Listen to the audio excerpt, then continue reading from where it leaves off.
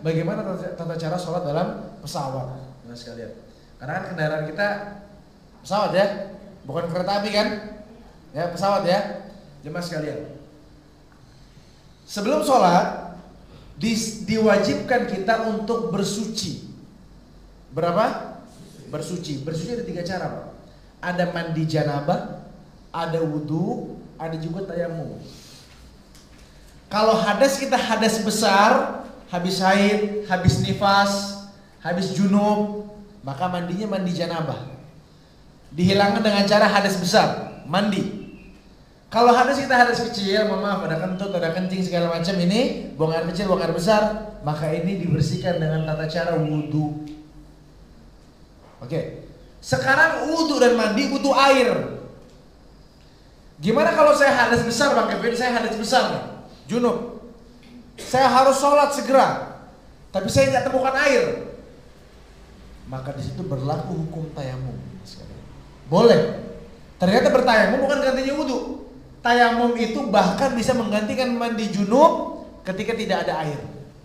Subhanallah, ya. Ini syariat Islam lengkap sekali, Mas sekalian. Tapi kita masih ngerti apa sebab-sebab hukum dibolehkannya tayamum. Itu dulu, Mas sekalian. Baik, sekarang saya mau tanya Bapak Ibu sekalian. Kalau misalnya kita sedang safar, sedang berpergian Jakarta Jogja naik mobil. Jakarta Jogja gak ada air sama sekali. Kita harus sholat. Wudu atau tayamum? Tayamum. Baik, kemungkinan yang kedua, Jakarta Jogja naik mobil. Rest area banyak, Masya Allah bagus-bagus. Ada air. Berhenti di rest area. Wudu atau tayamum? Wudu. Baik, sekarang kemungkinan yang ketiga, kita di rumah. Ada air. Normal biasa. Wudu atau tayamum?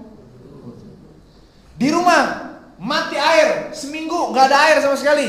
Wudu atau tayamum? Tayamum. Berarti di situ, Pak, hukum atau sebab ilahnya tayamum ini, sebab adanya hukum tayamum ini, sebabnya adalah karena tidak ada air, bukan karena safar. Itu dulu kita paham ya. Sebab bolehnya tayamum bukan karena safar, tapi tidak ada air. Safar pun ada air, wudu karena ada air. Nggak safar pun nggak ada air, tayamum karena tidak ada air. Jadi sekarang kita sudah sepakat pada satu hukum ya Mas sekalian. Sebab dibolehkan tayamum karena tidak ada air. Tidak ditemukannya apa? Air ya Mas sekalian. Baik. Sekarang kita duduk di pesawat Bang Kevin. Jumlah air terbatas. Tapi ada air. Bagaimana sikap kita Bang Kevin? Baik. Di sini Mas sekalian terjadi perselisihan antara ulama kontemporer sekarang nih. Karena pesawat baru-baru sekarang ini, ya. Jadi Mas sekalian, yang lebih hati-hati, yang lebih mengambil kehati-hatian, tetap menyarankan jemaahnya untuk berwudu dengan tata cara yang khusus. Gitu. Ada yang mengatakan khawatir ada mudarat, khawatir begini segala macam, maka mereka bolehkan tayamum Mas sekalian. Waduh, kalau begitu Bang Kevin bingung. Kira-kira kalau Bang Kevin ambil yang mana? Saya mengambil semua jemaah untuk lebih berhati-hati daripada berwudu dengan tata cara yang dikhususkan Mas sekalian. Baik ya, pelan-pelan, oke? Gimana tata caranya Bang Kevin? Tata caranya adalah Mas sekalian, Bapak Ibu kalau nanti sudah masuk waktu sholat, itu kurang lebih nanti Bapak Ibu akan masuki waktu subuh di masjid. Di pesawat. Di pesawat, oke? Bapak Ibu silakan ke toilet. Tutup toiletnya dengan rapi, dengan benar. Oke? Setelah toilet ditutup, ya. Yang perempuan boleh buka kerudung, boleh gulung tangan, silakan. Karena kan ditutup pintunya. Yang laki-laki juga gulung tangan, silakan. Ya. Kemudian Mas sekalian, wudu itu Pak, Bu, ternyata kalau kita betul-betul mengikuti sunnah Nabi, kurang dari setengah botol ini nih. Ini botol yang kecil nih, bisa kurang dari setengah itu. Kalau kita wudunya betul-betul rapi dan nggak tumpah ke bawah. Ya. Coba sekalian, cara seperti apa? Ketika keran kita nyalakan, kan tangannya basah, kan keran itu kan dipencet, tangan kita kan basah. Oke? Kita langsung menuju kepada rukun wudu yang pertama. Apa itu Mas sekalian? Membasuh wajah. Jadi tangan enggak Bang Kevin? Mahmadhah, istinsyaq, istinsar enggak. Karena itu hukumnya sunnah wudu. Sekarang kita dalam keadaan darurat dengan jumlah air yang terbatas, tapi belum bisa terjadi celah terbukanya pintu tayamum. Mas sekalian. Jadi saya sarankan ya untuk berwudu dengan tata cara seperti itu. Membasahi tangan dengan air, kemudian langsung, ini cukup sekedar basah ya. Kalau kita kan wudu di sini air terkumpul dulu, baru buar yang kanan kiri kecipratan. Subhanallah. Jadi sekalian, cukup asal basah sedikit, kemudian langsung basuh wajah ini, ya. Dan cara basuhnya pun supaya merata, tangannya yang jalan, seperti itu. Oke? Jadi bukan kena tapi keluar gitu. Berapa kali? 1 kali. Ini kondisi yang darurat, teman sekalian. Oke? Wajah sekali dengan jumlah air yang sangat sedikit, teman sekalian. Perhatikan. Kemudian tangan sampai siku. Basahkan tangan sedikit lagi. Cukup sedikit menggenang di sini. Tuangkan sampai siku. Turunkan dari sini. Sisi luar sekali, sisi dalam sekali, sampai ujung-ujung jari. Selesai yang tangan kanan. Cukup 1 kali. Cukup 1 kali. Yang kiri juga demikian. Basahkan lagi tangan kiri, sedikit agak menggenang di telapak tangan. Turunkan begini. Usapkan yang luar sekali, yang kiri sekali. Selesai. Kanan sekali, kiri sekali. Selesai tangan. Kemudian rambut dan kuping. Oke? Untuk rambut Pak nggak perlu sampai betul-betul banyak seperti kita biasa wudu di sini. Cukup seperti tadi, ya. Agak asal ada basah sedikit tangannya, kemudian jalankan itu air Pak ke sela-sela rambut. Untuk laki-laki sampai di tekuknya, kemudian naikkan lagi, ya langsung ke kuping.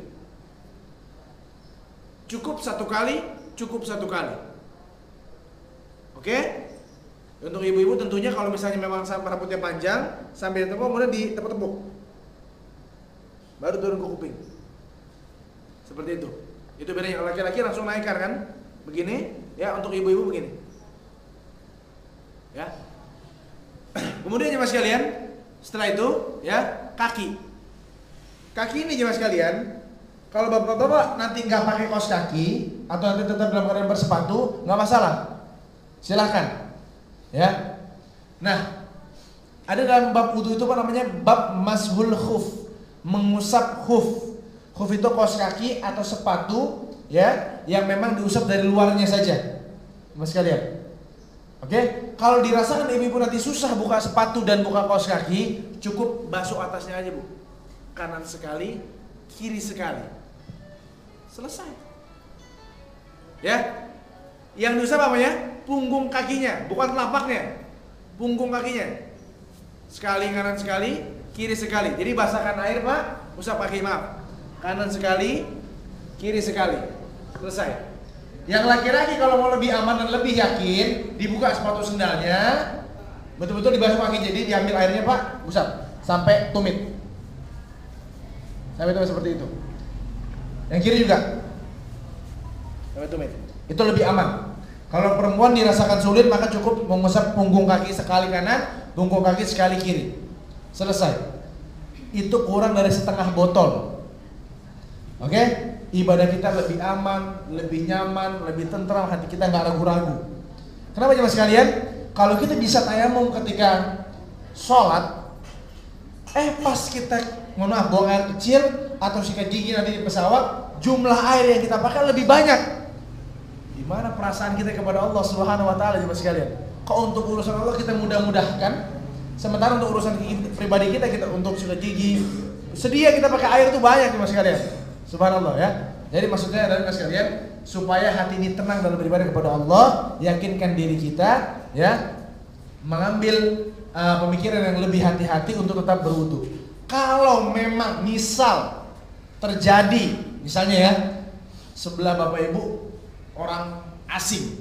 Susah kita minggirnya nih, mau keluar susah. Dia udah keburu tidur segala macam. Udah masuk waktu subuh. Harus sholat, nggak bisa keluar. Atau cuaca yang dingin sekali. Nggak bisa kita buka jaket, kalau jaket buka dingin sekali. Misalnya, ini kan kita bicara misal ya.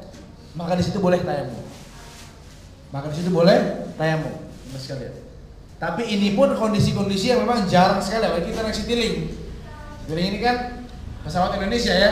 Yang naik juga pasti orang Indonesia atau orang-orang Arab sekalian, Mas sekalian. Jadi intinya lebih aman untuk berwudu di pesawat, Mas sekalian, ketimbang bertayamum. Kalaupun memang tetap mau tayamum, Mas sekalian, maka di sini ya caranya seperti yang Nabi ajarkan, Mas sekalian, tidak menepuk kepada kaca atau TV di depan kita itu, tapi mengusap ya kain-kain yang ada di pesawat ya atau di handle tangan sini, jangan sekali tepukan. Yang Nabi ajarkan dalam hadis riwayat Al-Bukhari, sekali tepukan, Mas sekalian. Ditepuk, ditiup ya, tanpa ditepuk-tepuk lagi, ditiup aja seperti itu, ya langsung ke wajah sekali dan sampai pergelangan tangan sekali, kanan sekali dan kiri satu kali, Mas sekalian. Tapi saya katakan ini boleh dilakukan kalau ada kondisi-kondisi tertentu yang tadi saya katakan, dingin sekali atau terhalang sesuatu atau kamar mandinya antri banyak, waktu subuh udah mau habis, Mas sekalian ya. Ini maka dibolehkan tayamum. Saya juga tidak melarang mutlak, tapi lebih afdal dan jauh lebih utama Bapak Ibu lebih hati-hati dan beribadah kepada Allah dengan mengambil wudu. Tata cara sholat dalam pesawat tentu ini, Mas sekalian, hukum fikih ini cabangnya luas sekali ya. Sehingga kalau yang saya jelaskan hari ini berbeda dengan Bapak Ibu dapatkan pada ustaz-ustaz Bapak Ibu sekalian, silakan ambil pendapat yang lebih Bapak Ibu yakini kebenarannya. Saya di sini hanya menyampaikan secara general, secara umum. Saya sendiri belum belajar bagaimana mazhab Imam Ahmad, mazhab Syafi'i, mazhab Maliki, mazhab Abu Hanifah. Kalau soal dalam kendaraan, ini pasti beda-beda. Takbirnya gimana, rukunya gimana. Tapi ini saya sampaikan secara umum, secara global, Mas sekalian. Oke? Baik. Dimulai dari takbiratul ihram, Mas sekalian. Oke? Sepatu, kaos kaki jangan dibuka, Pak. Pakai. Di pesawat pakai sepatu, pakai kaos kaki. Oke? Kakinya menghadap lurus ke arah depan. Oke, ini kaki ini kebiasaan kita, Mas sekalian. Makanya saf di sini nggak pernah lurus adalah karena kaki kita membuka seperti kipas begini.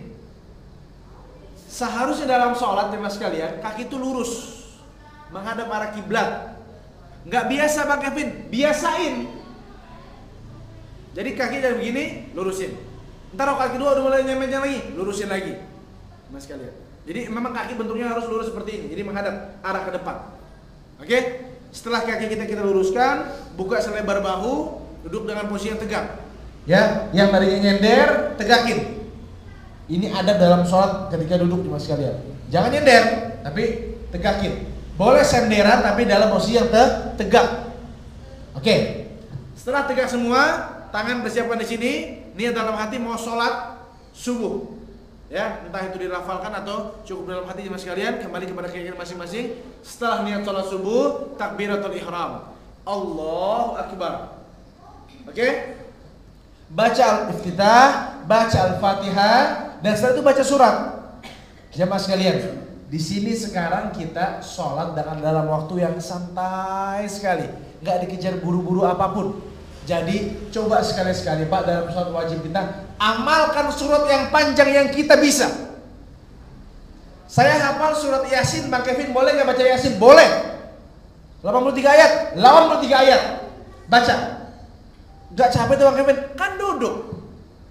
Yasin wal Qur'anil Hakim, innaka laminal mursalin. Terus baca pelan-pelan dengan tartil, Mas sekalian. Nikmati sholat itu. Mumpung kondisinya duduk.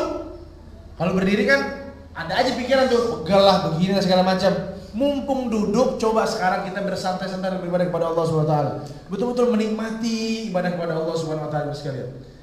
Saya hafal surat Al-Kahfi, Bang Kevin. Baca Al-Kahfi 110 ayat, 110 ayat. Ya, maksud saya di sini, Mas sekalian, buat ini ibadah berbeda dengan ibadah-ibadah yang lain, Mas sekalian. Salat ini. Oke, setelah baca surat yang kita mampu, yang kita bisa baca, dan dalam irama yang tartil, nggak terburu-buru, rukuklah kita jemaah sekalian. Ruku ini harus takbiratul ihram. Allahu Akbar. Posisi ruku lebih rendah daripada posisi berdiri dalam duduk. Ngerti maksud saya? Ini kan posisi kita seolah-olah berdiri nih, tapi nyatanya duduk kan?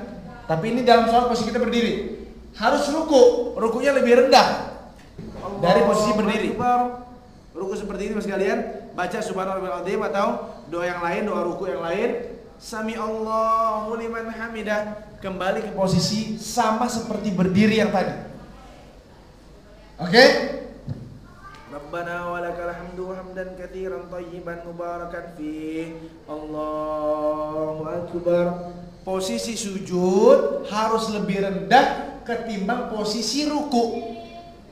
Rukunya segini, sujudnya lebih rendah lagi. Baik. Kemudian setelah sujud apa? Setelah sujud apa namanya? Duduk di antara dua sujud. Bang Kevin tadi kan rukunya segini, sujudnya segini. Kalau duduk di antara sujud tengah-tengahnya ya? Bukan. Kembali posisinya ke tegak lagi. Duduk seperti biasa seperti ini. Rabbil firli. Sujud lagi. Berlaku untuk satu rakaat. Rakaat kedua juga sama. Mas kalian seperti itu, rukunya seperti itu, i'tidal, sujud, sujud lagi, tahiyat. Ya mas kalian, tahiyat akhir, ya. Kadang-kadang kita suka duduknya tawarruk, ya. Ketika sholat duduk seperti ini, tahiyatnya semuanya sama, duduk tegak seperti ini, jangan dimiring-miringin. Mentang-mentang duduknya tawarruk begini jadinya miring-miringin, enggak, ya. Jadi seperti biasa. Baca at-tahiyatu lillah wassalatu wathayyibat terus sampai innaka hamidum majid. Sebelum salam disunahkan baca doa apa, ada yang ingat Bu? Allahumma inni a'udzubika min adabi jahannam wa min adabil qabri wa min fitnatil mahya wal mamati wa min syarri fitnatil masiihid dajjal. Yang kedua doanya apa? Allahumma hasibni hisaban yasira. Assalamualaikum warahmatullahi. Assalamualaikum warahmatullahi. Selesai sholat apa Pak Kevin? Zikir. Jangan langsung murojaah WhatsApp lagi, ya murojaah HP lagi, enggak. Zikir kepada Allah Subhanahu wa taala. Setelah itu ya selesailah ibadah sholat kita jemaah sekalian. Itu kurang lebih bagaimana tata cara sholat di pesawat dari mulai kita berwudunya atau bertayamumnya, kemudian sholat di pesawat seperti demikian jemaah sekalian.